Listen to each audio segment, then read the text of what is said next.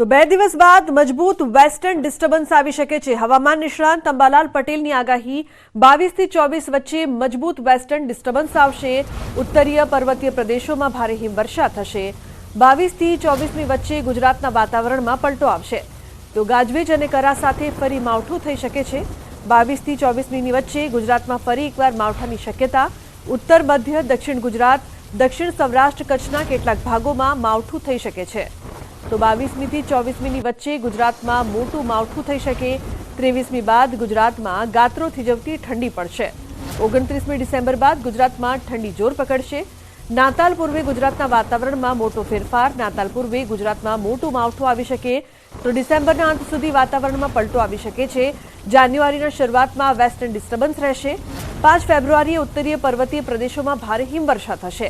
હિમવર્ષાના કારણે લઘુત્તમ તાપમાન ઘટશે।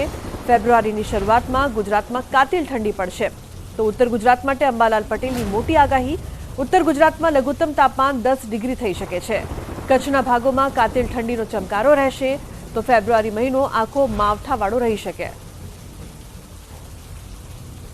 22-23 તારીખ આસપાસ મોટો વેસ્ટર્ન ડિસ્ટર્બન્સ આવ્યું છે અને આ વેસ્ટર્ન ડિસ્ટર્બન્સ લગભગ દેશના ઉત્તરીય પર્વતીય પ્રદેશોમાં ભારે હિમવર્ષા કરશે, બરફવર્ષા કરશે, જેના કારણે તારીખ 22-23 કે તે પછી ગાત્રો થીજવતી ઠંડી પડશે।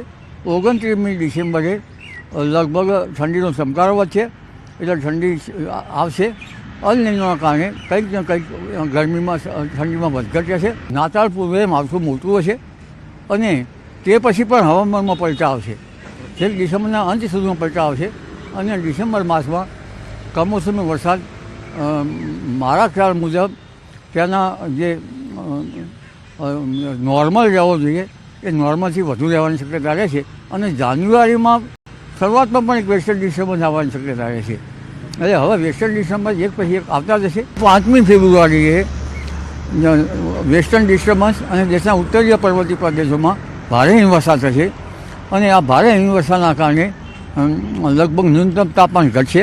કોઈ ભાગમાં ઉત્તરના ભાગમાં 10 ડિગ્રી સેલ્સિયસ પણ નીચું જવાની શક્યતા રહે છે અને લગભગ કચ્છના ભાગોમાં પણ નદીના ભાગમાં નીચું જવાની શક્યતા રહે છે। ગુજરાતના ભાગોમાં પણ શક્યતા રહે છે અને આ વેસ્ટર્ન ડિસ્ટર્બન્સ છે એ ગુજરાતના હવામાનને પ્રભાવિત કરી શકે તેવું છે। એટલે ફેબ્રુઆરી માસ જે છે એ લગભગ આખો માસ જે છે મહત્તમ છે વેસ્ટર્ન ડિસ્ટર્બન્સ અને માવઠાવાળો રહેવાની શક્યતા રહે છે। તો ફાગણ માસમાં ગુલાબી ઠંડી પડવાની શક્યતા। એપ્રિલમાં ગુજરાતમાં ભારે પવન ફૂંકાશે। 26મી એપ્રિલ બાદ સાયક્લોન સક્રિય થઈ શકે છે। 11મી બાદ દરિયામાં હલચલ જોવા મળી શકે છે। ફાગણ માસમાં ગુલાબી ઠંડી પડવાની શક્યતા રહે છે અને એપ્રિલ માસમાં પવનો ફૂંકાવાની શક્યતા રહે છે। આ 2024નું વર્ષ જે છે એ સાયક્લોજન્ય વર્ષ છે એટલે લગભગ એપ્રિલથી સાયક્લોન 26 એપ્રિલ પછી સાયક્લોન થવાની શક્યતા વધારે રહે છે અને એપ્રિલ પછી મે અને જૂનમાં લગભગ 11 મે પછી દરિયામાં હલચલ જોવા મળશે અને જૂન માસની શરૂઆતમાં પણ લગભગ અરબ સાગરમાં ચક્રવાત સર્જાવાની શક્યતા રહે છે। બંગાળ સાગરમાં એક પછી એક ચક્રવાત સર્જાવાની શક્યતા રહે છે। તો ગુજરાતમાં ઠંડીનો ચમકારો છે તો પાડોશી રાજ્ય રાજસ્થાનના હિલ સ્ટેશન માઉન્ટ આબુમાં પણ કાતિલ ઠંડીનો માહોલ છે। હાલમાં માઉન્ટ આબુમાં ઠંડીનો પારો 1 ડિગ્રી સુધી નોંધાયો છે। પારો નીચે ગગડતા હોટલ પાર્કિંગમાં પડેલા વાહનો પર વહેલી સવારે બરફની ચાદર છવાઈ ગઈ હતી। માઉન્ટમાં આવતા પ્રવાસીઓ હિલ સ્ટેશનનો નજારો જોઈને આનંદ ઉઠાવી રહ્યા છે। માઉન્ટમાં 3 દિવસથી તાપમાન 1 ડિગ્રી સુધી નોંધાઈ રહ્યું છે। ખાસ કરીને મેદાની વિસ્તારોમાં પણ વહેલી સવારથી બરફની ચાદર જોવા મળી।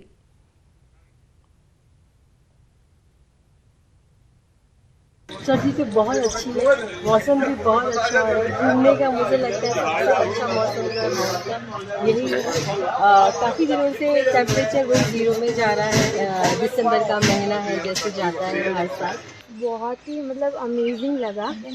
ऐसा यूजुअली हम लोग गुजरात में नहीं देखते तो हमें बहुत अच्छा लगा यहाँ बर्फ देखकर। माउंट आबू में पिछले 5 दिनों से बहुत ही अच्छी सर्दी पड़ रही है। टेम्परेचर 0 में चल रहा है। हम लोग डेली नक्की राउंड पे जाते हैं। अभी सुबह के 9 बज रहे हैं लेकिन अभी भी गाड़ियों के ऊपर बर्फ की परत है। તો હિમાચલ પ્રદેશમાં -3 ડિગ્રી તાપમાનના કારણે રોડ રસ્તા બરફના માર્ગોમાં ફેરવાયા છે. સ્પીતિના લોસર ગામથી 40 કિલોમીટર દૂર કાજા મનાલી માર્ગ પર 2 દિવસથી 5 લોકો ફસાયા હતા. સ્થાનિકોએ ના પાડી હોવા છતાં પ્રવાસીઓ મનાલી માટે નીકળ્યા હતા. તંત્રને ઘટનાની જાણ થતાં ઘટના સ્થળે પહોંચીને રેસ્ક્યુ કર્યું હતું. બરફના કારણે અનેક ગાડીઓ ફસાઈ જતી હતી. ગાડી ફસાઈ જતા પ્રવાસીઓ ચાલીને મદદ માંગવા પહોંચ્યા હતા. 5 પ્રવાસીઓ ફસાયા હોવાની જાણકારી મળતા ટીમો રેસ્ક્યુ માટે પહોંચી ગઈ હતી.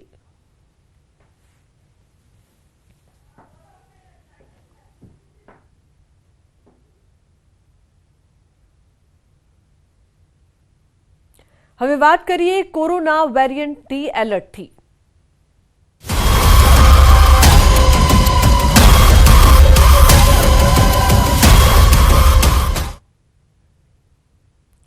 તો રાજ્યમાં ફરી કોરોનાની દસ્તક. તંત્ર એલર્ટ. કોરોનાના નવા 2 કેસ ગાંધીનગરમાં નોંધાયા.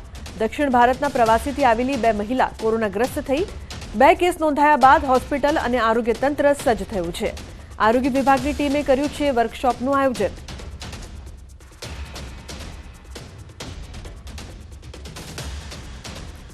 તો ભારતમાં JN1 વેરિયન્ટનો પ્રથમ કેસ નોંધાયો છે. JN1 ન્યૂ વેરિયન્ટને લઈને આરોગ્ય તંત્ર સજ્જ થયું.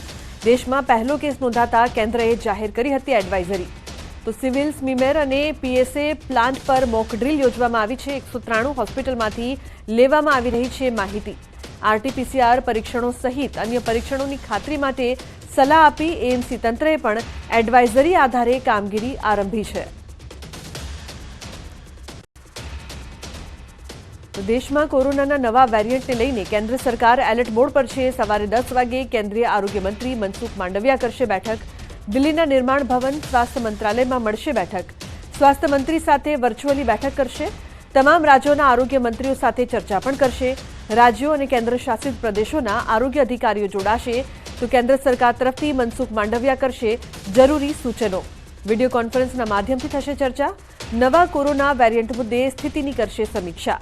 નવા વેરિયન્ટથી નુકસાનની સંભાવના નહીવત છે તેવું પણ તેમણે કહ્યું. ભારતમાં JN1 વેરિયન્ટનો પહેલો કેસ કેરળમાં નોંધાયો છે.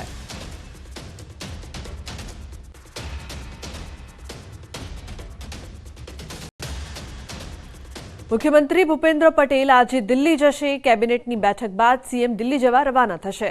બપોરે 2:30 વાગે દિલ્હી જવા માટે તેઓ રવાના થશે. સાંજે 5 વાગે દિલ્હી પહોંચી ગરવી ગુજરાતમાં જશે અને ત્યારબાદ PM મોદી સાથે મુલાકાત કરવા રવાના થશે.